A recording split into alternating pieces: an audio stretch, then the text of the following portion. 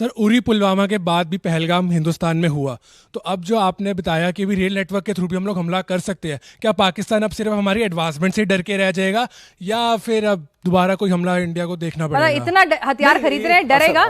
जी जी कौन, मेरे ख्याल से कौन जवाब देगा, बताइए आप। नहीं, मैं बताता हूँ।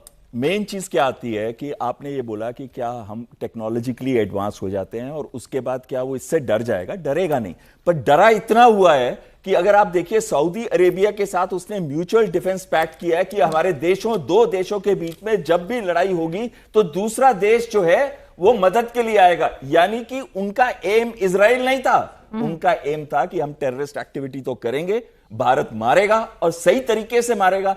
अरे आज तक कभी ऐसा हुआ है कि 90 घंटे के अंदर किसी ने भी किसी देश को घुटने टिकवाए हो? आज तक हुआ है क्या? उनको भी मालूम है, लेकिन वो क्या कर रहे हैं, अपना सपोर्ट बना रहे हैं, सपोर्ट बेस चारों तरफ बना रहे हैं, उससे कोई फर्क नहीं पड़ने वाला। सऊदी अरेबिया के साथ हमारी $100 बिलियन के करीब की डील्स चल रही हैं, जिसमें 2 रिफाइनरीज वो भारत में बनाएंगे और वो सिर्फ वही चीज एनर्जी सेक्टर के अंदर ही $50 बिलियन का इन्वेस्टमेंट करने जा रहे हैं। वो हमें कभी भी अटैक नहीं करेंगे।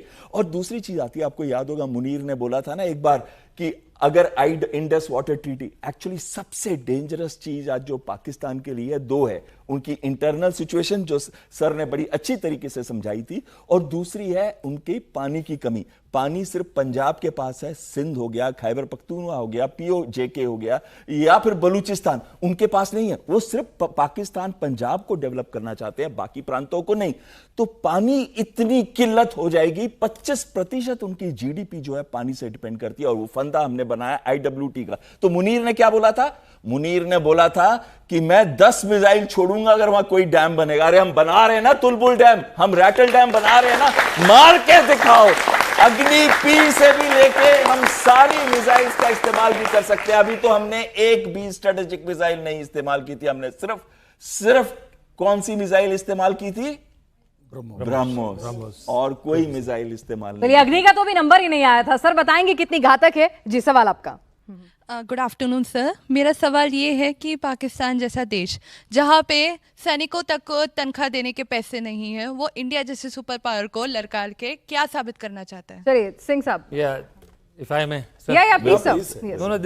दिस पॉइंट अब पहले भी ये डिस्कस किया, बनवास जी भी बता रही थी कि Pakistan does not have any might, no financial might, कुछ मैन्युफैक्चरिंग नहीं है, और कुछ उनके पास मिलिट्री माइट भी हमने सबने देख ली है।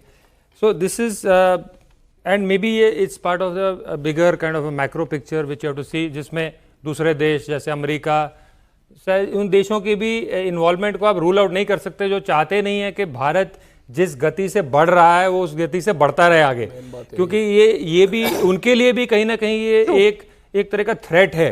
तो ये जो बैलेंसिंग, काउंटर बैलेंसिंग है, ये मे बी मोस्टली ये they are all diplomatic kind of things, foreign affair से ज़्यादा रिलेटेड है। तो वो चाह रहे हैं कि यहाँ पे ये जो हमारी जो प्रगति है वो ना हो पाए, हम जो अचीव कर रहे ना पाए, क्योंकि कोई देश नहीं चाहता कि उनसे हम हटकर सेल्फ रिलायंट हो जाएं, आत्मनिर्भर हो जाएं, देश दुनिया की तीसरी इकोनॉमी बन जाएं, वो लोग नहीं चाहते हैं। तो इसीलिए कुछ ना कुछ प्लांट किए हुए हैं लोग जो यहाँ पे इस तरह की प्रॉब्लम्स करते रहें और भारत को कहीं ना कहीं धक्का पहुँचाते रहें।